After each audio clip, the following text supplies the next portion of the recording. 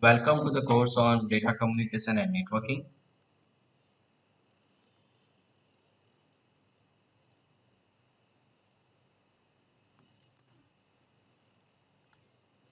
Week 4, Session 1.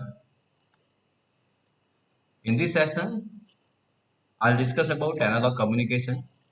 In the previous session, we have discussed about two property of analog signal, that's amplitude and frequency. In this session, we will discuss about third property of analog signal, it's a phase. Then we'll move towards composite signals. Then we'll discuss about the bandwidth of composite signals. And last, we'll discuss about some introduction of digital communication. What are the properties of digital communication? So as the other properties of analog signals, amplitude and frequency, there is also importance of phase as well in communication.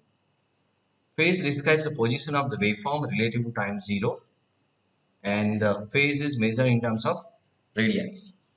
So over here, degree or radians. Over here, degree is nothing but it's a 360 degree, or radians, it's measured in terms of pi.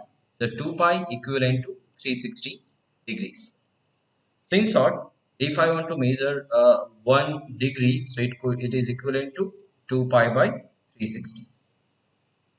And the same way, if I want to measure 1 radian is equivalent to 360 divided by 2 pi.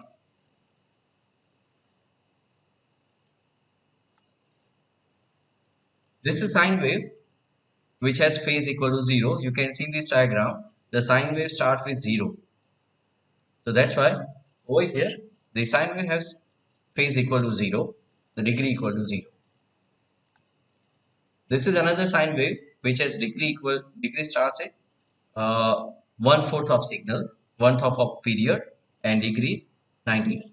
So this is 0, this is 90, this is 180, this one is 270, and this one is 360. So signal starts it over here. That's why the phase is 90 degree. If we carefully observe these two different waveforms over here, it mentions that in this case, if degree is 0, the signal amplitude, it is increasing manner. Signal amplitude goes increasing. Over here, signal amplitude decreases. So that's the difference between this 0 degree and 90 degree, or 0 phase or 90 phase. Let's take third example, which is having a phase equal to 180 degree. In this case, also amplitude is decreasing, but it is decreasing in negative direction. In another way, we can say it's a sine wave with phase 0 is not shifted anymore. It's a signal is as it is. Sine wave with phase of 90 is shifted to the left by 1/4 of cycle. So we can say if this is a complete cycle, from here to here it's a complete cycle. This is 1/4 of cycle. So this whole signal is shifted by 1/4 cycle. However, not that the signal does not really exist before time 0. So we should not consider this one. We should consider the signal started this 1/4 cycle. After 1/4 cycle means it's 90 phase of 90 degree. The same way in the third example, the signal sine wave with the phase of 180 is shifted to the left by 1/2 cycle, 1/2 cycle. So this is shifted left, but however, it starts with 0. So it goes in decreasing in negative direction.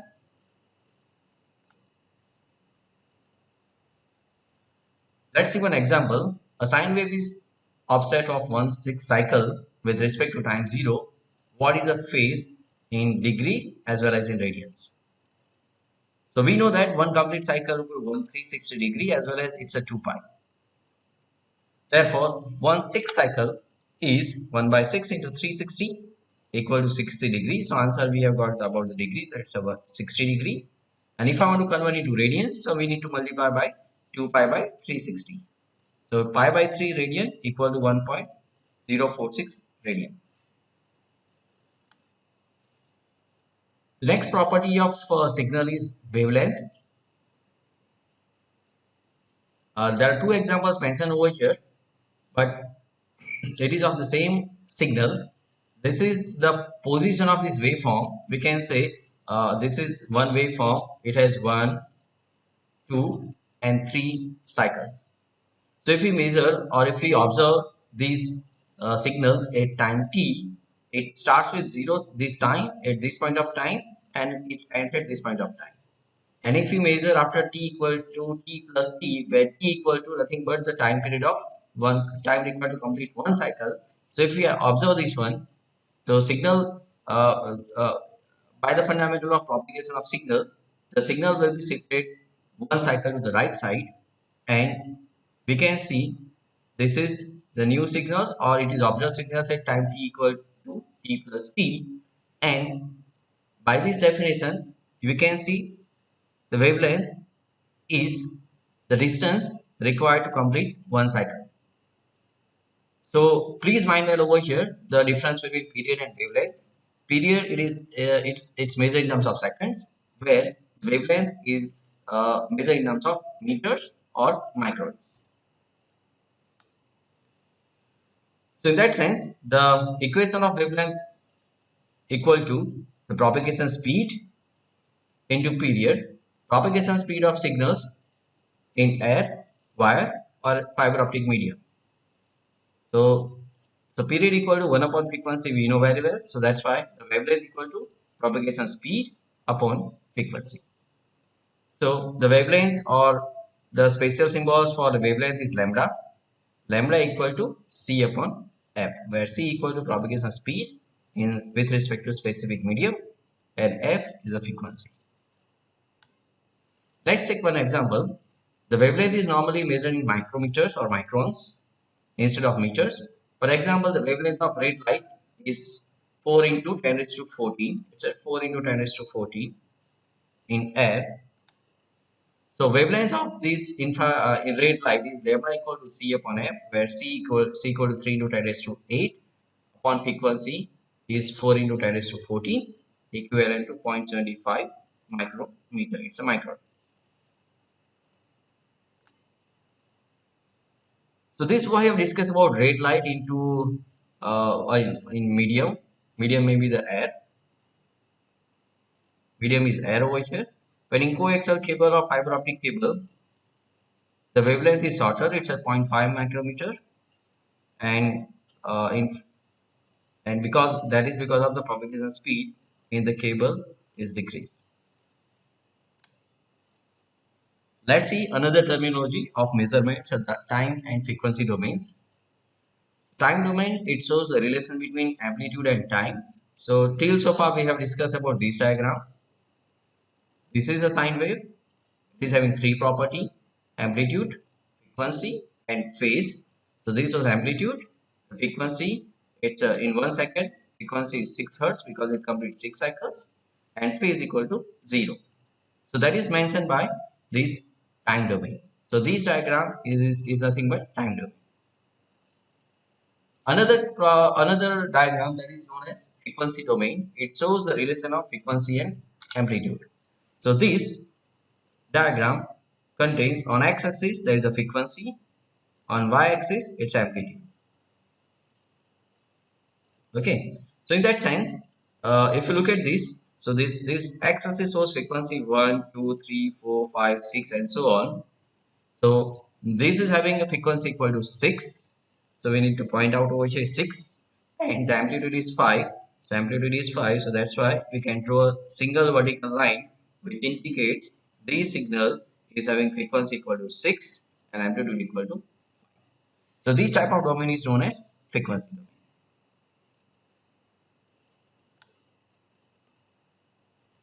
A complete sine wave in the time domain can be represented by one single spike in the frequency domain that we have seen, that we can draw a spike over here, and that's a thing with amplitude.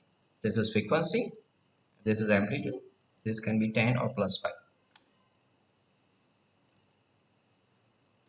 The frequency domain is very important when we discuss or when we want to represent composite signals. So this is not a composite signals, but for our understanding, uh, there are multiple signals are drawn on single x and y axis. On x-axis there is amplitude, y-axis it's a time. Please mind, this is not a composite signal. It's a representation of multiple types of signals on a single x and y axis. Okay. So over here we can see there are three type of signals are mentioned in this diagram. The first signals is purely DC component and it is having amplitude equal to 15. Another one, it is the frequency is different. Frequency is 8 cycles per second. The amplitude is 10. The third type of signal, it is having frequency equal to 16, means 16 cycles in a 1 second. 16 cycles in a 1 second. So frequency equal to 16. So the composite signals for this can be maybe this way that we have discussed in last lecture as well. But that composite signals will not shows you a frequency. But for simplicity, I told you that this is just a representation of multiple signals on single x and y axis. So these composite signals can be represented in terms of frequency with this diagram. So these composite signals will not show you a frequency, but this shows you these composite signals is made of three different frequencies. The first frequency is 0, another frequency is 8, and third frequency is 16. And their respective voltage levels are also, it's mentioned, it's a 5, 10, and 15 respectively.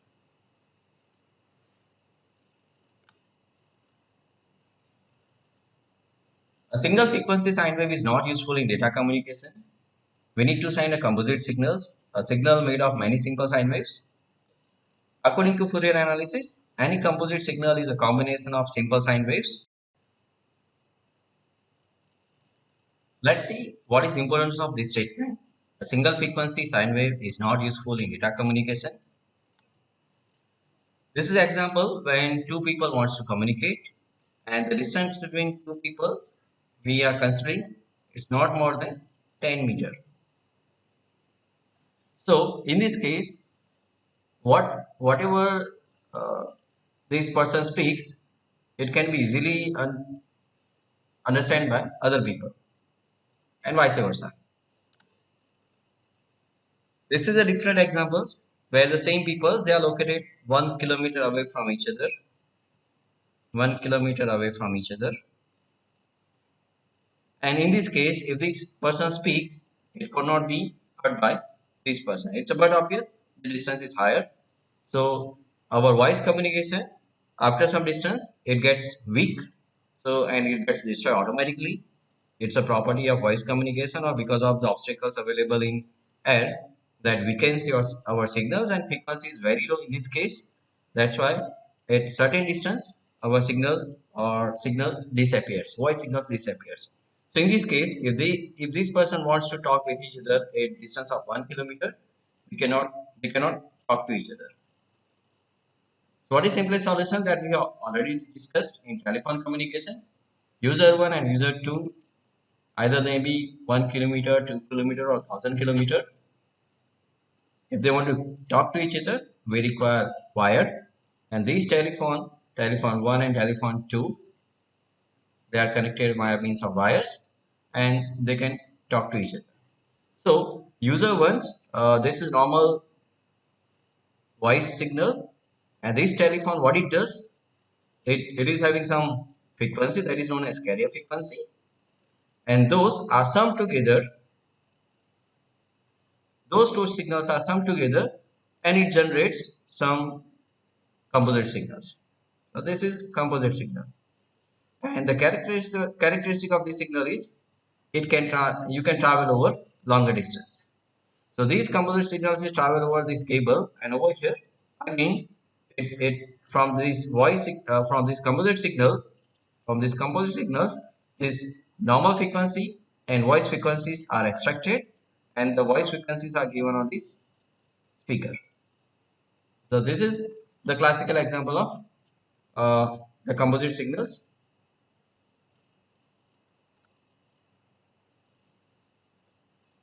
The composite signals can be a periodic and non-periodic. They possess certain characteristics. If the composite signal is periodic, the decomposition composition gives a series of signals with discrete frequency. Discrete frequencies means we can count. There are one frequency, two frequency, or there are five frequencies. So we can count how many frequencies are there in one composite signals. So normally the periodic in the sense this signal is periodic signal because it repeats its period over time. So this is one. This is first cycle. This is second cycle. Assume both signals are identical in the different period. So those signals are known as periodic signals. And we know very well this fluctuation of amplitude because of these composite signals. So if we decompose into multiple sine waves, so definitely we will get discrete frequencies. That's a property of composite periodic signal. Another type of signal is non-periodic composite signals, and it can be decomposed into a combination of infinite number of simple sine waves with continuous frequencies, where frequencies that have real values. Real means it will have 1.5, 1.51, 1.2.51. So it can have any real values as well. This is periodic composite signal that we have seen earlier in the diagram, and this is three frequency involved over here. This is having highest frequency, and one thing keep in your mind, uh, this is one period of these composite signals, and frequency equal 1 upon t. So frequency of these composite signals will be the highest frequency of these non-composite signals. So these signals is having highest frequency. So if this frequency is having f, sorry, if this is having f frequency, same way it is having frequency f. In this diagram, we can see this is a frequency, first frequency, this is second frequency, this is third frequency. And we can represent in frequency domain plot, this is f, 3f and 9f. Normally what we do, we write frequency equal to 1, frequency equal to 2, frequency equal to 9 or whatsoever. So this frequency we can write either in terms of numeric values, integer values, or in terms of relative nature. So in this graph, they have mentioned this is a base frequency. We can consider it's a fundamental frequency, and then this is 3 into f. This is 9 into f. So f acts as a fundamental frequency. Okay. So over here, this is f, which acts as a fundamental frequency. Then we can represent other frequencies in terms of f or in multiple of f. So this is also known as the first harmonic. First harmonic, this is third half harmonic, and this is ninth harmonic. This is an example of non-periodic composite signals. So this is over here the time domain of non-periodic composite signals. This is composite signals, and this is frequency domain of corresponding to time domain signals. So we can see over here. So over here, its signal frequency start with 0, and there is a line over here, and over here 4 kilohertz it reaches to 0. So what is the difference of periodic composite signals and non-periodic signals? We can see very clearly. In case of periodic composite signals, we can represent 1f, 3f and 9f. Means we can count this number of frequencies. There are 3 frequencies available in periodic composite signals, where in non-periodic composite signals we cannot count. We can divide this 0 to 4 kilohertz in terms of intervals. Let's say we can have interval of 1. So then 0, 1, 2, 3, 4 up to 4 kilohertz. We can also define interval equal to 0.5. So over here in this x-axis we can have a 0, 0.5, 1.0, 1.5 and so on. So in non-periodic composite signals, if we plot into a frequency domain, it involves real numbers as well. So at every point we will get a different value of amplitude. At every point, if your interval equal to 1 or interval equal to 0.5, we will get different amplitude. So that's why over here we will get continuous frequency, and it may involve real numbers, floating numbers. This is property of non-periodic composite signal. Let's see one example of bandwidth. The bandwidth of composite signal is the difference between the highest and the lowest frequencies. For example, if a composite signal contains frequencies between 1000 and 5000, its bandwidth would be 5000 minus 1000 equal to 4000.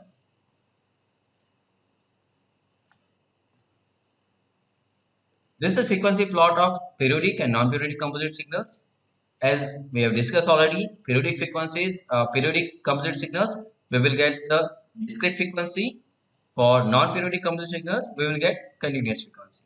These are the two different plot which differentiates between these two type of signals: periodic composite signals, non-periodic composite signals. So do not read it is a periodic signal, rather read it's a periodic composite signals, and this is non-periodic composite signals. So we can count here. This is first frequency, second frequency, third frequency, fourth frequency, and so on. Over here, we have to take interval over here. Interval may be of 1 unit, or interval may be of 0.2, 0.1, 0.3, and so on. One more example: if the period signal is decomposed into a periodic signal is decomposed into a 5 sine waves with frequency of 100, 300, 500, 700, and 900 hertz. What is the bandwidth? So as per the definition of bandwidth, bandwidth equal to highest frequency minus lowest frequency. So B equal to highest frequency minus lowest frequency equal to 900 is over here highest frequency, 100 it is lowest frequency, equal to 800 hertz, and unit is over here hertz, so that's why it's hertz. And the second question is asking this example: draw the spectrum. How to draw spectrum? And one more parameter we need to have to draw a spectrum, 10 voltage. If it is not given, then we have to assume. Let's assume the amplitude for all this frequency is 10 watt. So this is frequency domain representation of above example. It starts with 100. Next frequency 300, 500, 700, and 900. The voltage is 10 watt. Another example: a periodic composite signal has a bandwidth of 20 hertz. The highest frequency is 60 hertz. What is the lowest frequency? So we know very well the bandwidth equal to fH minus fL. So what is given over here? The bandwidth is given over here, and the highest frequency is given here. And what is asked? The lowest frequency. FL is asked. So we can write FL equal to FH minus bandwidth. So FH over here in this case is a 60 minus 20 equivalent to 40. So answer is 40 hertz. And what is being asked as a second part? Draw the spectrum. So we can draw a spectrum. This is a 40 hertz and this is 60 hertz extreme end. And then we can also define the signal with one frequency of interval. It is not necessary to draw 41, 42, 43 as on so on. It's sufficient to draw only 40 and 60.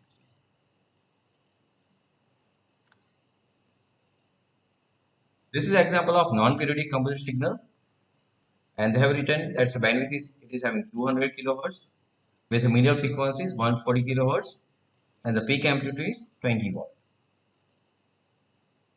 The two extreme frequencies have amplitude 0, so it strikes to x-axis. Draw the frequency of domain of the signal. So from where we have to start? We have to find out the lowest frequency and highest frequency. So to find out lowest frequency and highest frequency, we need to pay attention to this bandwidth. That's a 200 kilohertz.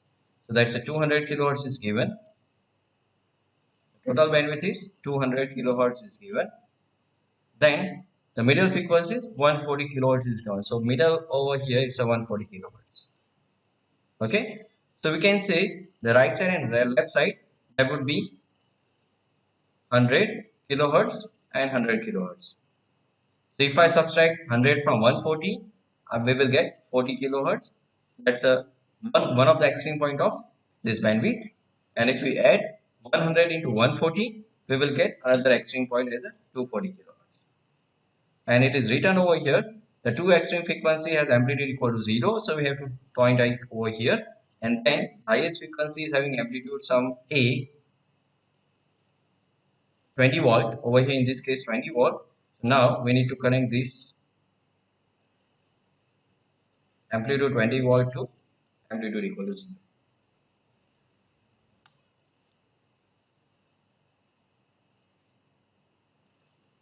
This is classical example of analog TV, very older day scenario. But let it parameterize all these statements which is given in this whole example. The first parameter, the screen projected 30 times per second. As I told you, this is an example of analog TV. So this is a TV. This is a TV. I'm just drawing a base, but do not consider it's a computer. This is a TV. This screen, whole screen, is projected 30 times per second. 30 times per second in the sense that this, if you want to create a moving object kind of scenario in this television, there will be 30 frames and those 30 frames will be projected on the screen in a 1 second. Other parameter is resolution of this screen is 525 by 700. So there can be 525 number of rows, 1, 2, 3, and last row is 525. And the number of columns are 700. So 1, 2, and last one is 700. So what is 575 by 700? That's nothing but the dots, number of dots. So if you pay attention to the first row, there will be 700 dots in the first row. In the second row, there will be also 700 dots. Same with the third row, the 700 dots. So how many rows? There are 525 number of rows. So how many dots we can have in this screen? The answer is we have to multiply with 525 into 700. So what we will get?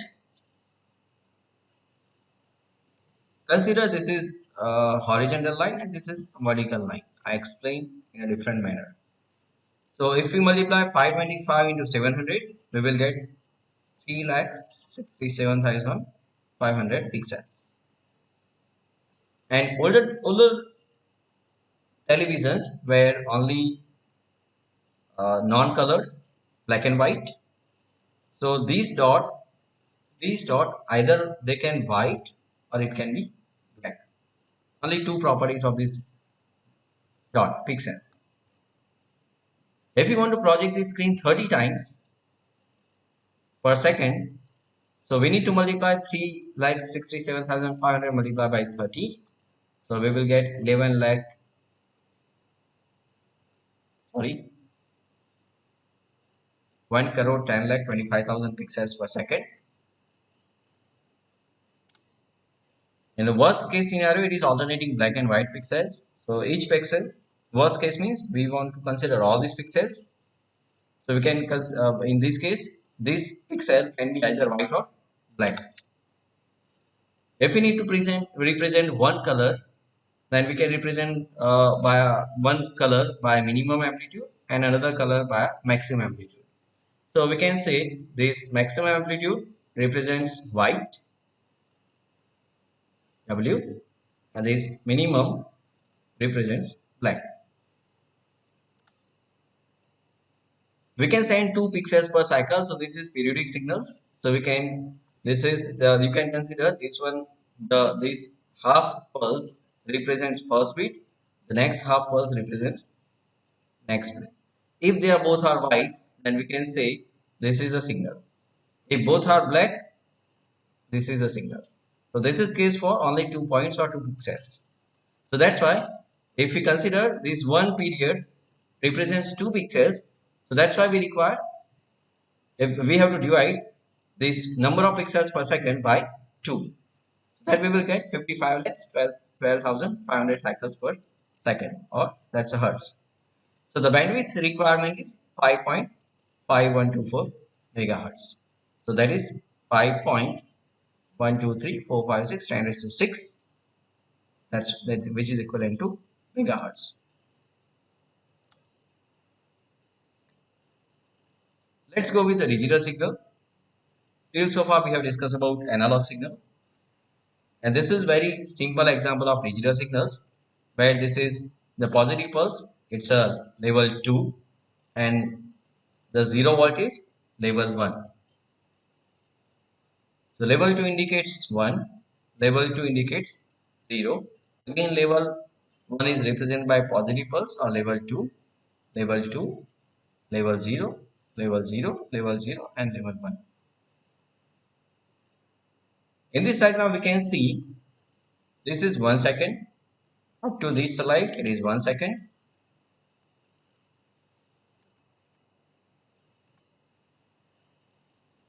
Up to this slide is a 1 second. So how many bits or how many signals it can represent in 1 second? So that is nothing but 8 bits. 1, 2, 3, 4, 5, 6, 7 and 8.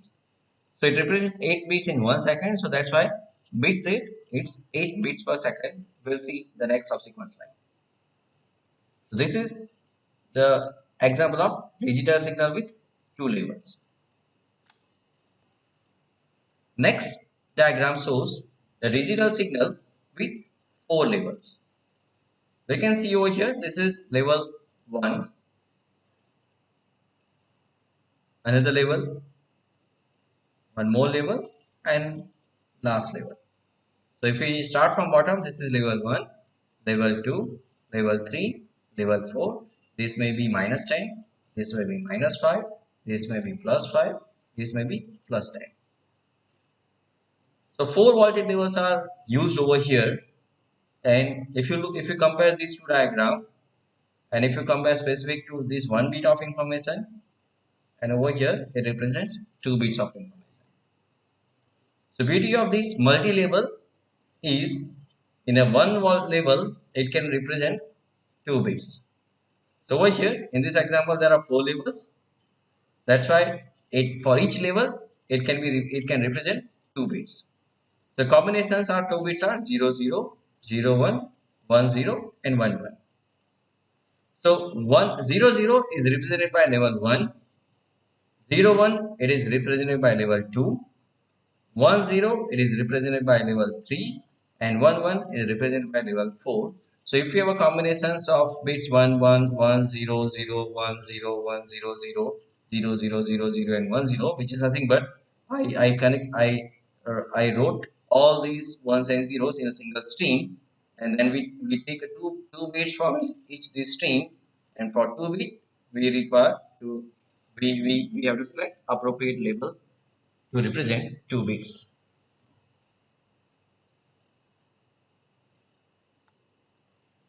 A digital signal has 8 levels. In the previous example, we have seen 4 levels. Now let's see each level it can represent how many number of bits that we are going to see in terms of mathematical formula. So over here, how many bits are needed per level? We'll calculate the number of bits from the following formula. That's the number of bits per level. Number of bits per level that we have seen over here. Number of bits per level can be represented by this formula or can be found with this formula. Log it's a base 2 and 8 is is nothing but number of levels. In previous example the number of levels were 4. So if I log 2 4 equivalent to log base 2 2 raised to 2 equal to 2 into log 2 base 2, which is nothing but 1. So 2 into 1, 2 into 1, it represents 2 bits. Each signal level in the previous example represents 2 bits. In these examples, it is having 8 levels, so that each level will represent 3 bits. So if there is a sequence of bits, sequence of streams are there which we want to transmit. So what we will do, we'll bifurcate in terms of 3 bits, and then this one can be represented by level 1, this can be represented by level 2, this is level, again level 2 0 1 1, level 2 1 1 0, it can be level 3, this is also 1 1 0, level 3. So such 8 levels we can have in this example.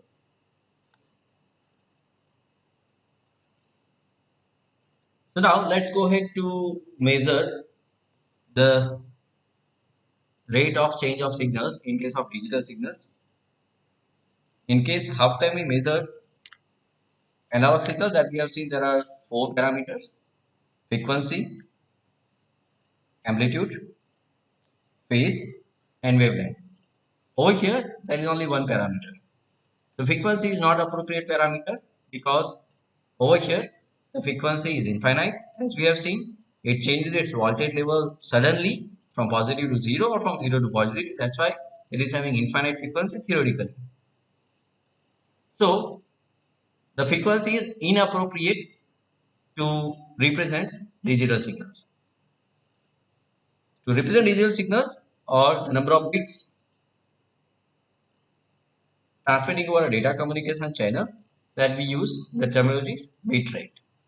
The unit of bit rate is bits per second. There can be alternative forms: kilobits per second kbps, megabits per second mbps, gigabits per second gbps, terabits per second kbps. There are other alternatives of this bit rate.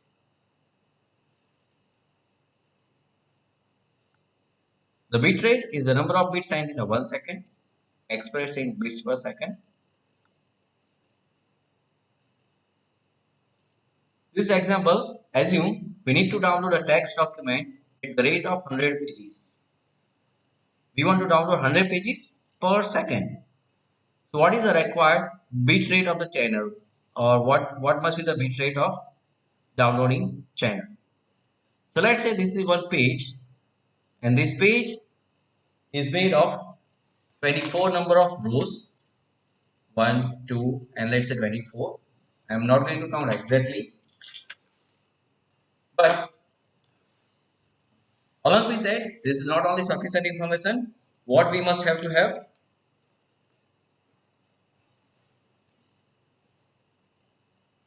it is also having some columns. Let's say hello, how are you? So in this page, I can write maximum 80 characters. Maximum 80 characters. This is first character, this is second character, and so on. This is 80th characters. So we need to design this scenario. We have to bifurcate in this way. So as I'm making over here is each page is having 24 number of rows, and each row we can have 80 number of characters, and each character, let's say this is H, can be represented by 8 bits.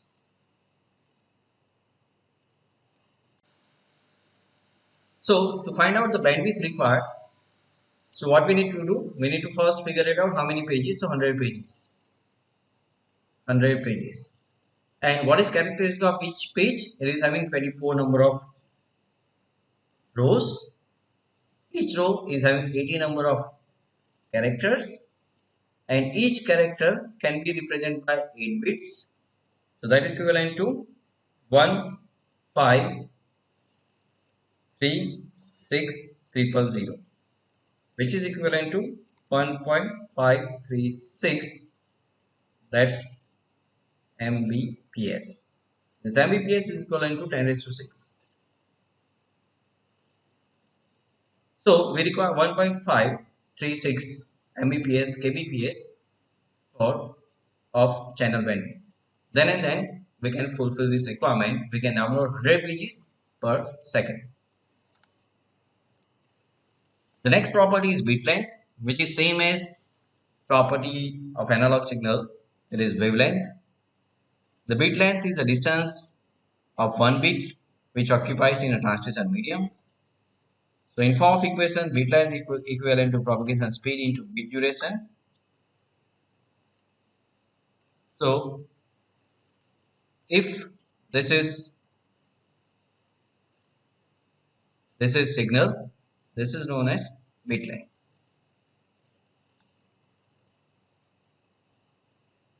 These diagram shows the digital signal as a composite analog signals. I told you in the last lecture that any digital signals is having infinite sine waves, and that's why we can represent these digital signals into a frequency. So over here in this diagram, there are two frequencies, two examples are given. One example is for periodic digital signal, another example is of non-periodic digital signals. There is only single period present over here, then that's why we can consider it non-periodic. The period is not repeated again and again. But over here, this period, if we consider this period, is repeated again and again, 1 0 1 0 1 0 1 0 and so on, and that continuous 1 0 1 0 1 0. This digital signal can be decomposed into analog signals which will have a frequencies, and if we represent in terms of base frequency or foundation frequency, this is frequency 1, first frequency which has amplitude this much, then it's a 3f, third half harmonic, fifth harmonic, seventh harmonic and so on. And this is for non-periodic digital signals. It shows in it if you convert into a frequency domain, it gives you continuous frequency. These are the discrete frequency, these are continuous frequency. So transmission of digital signals can be carried out by two ways. One way is baseband transmission, another way is broadband transmission.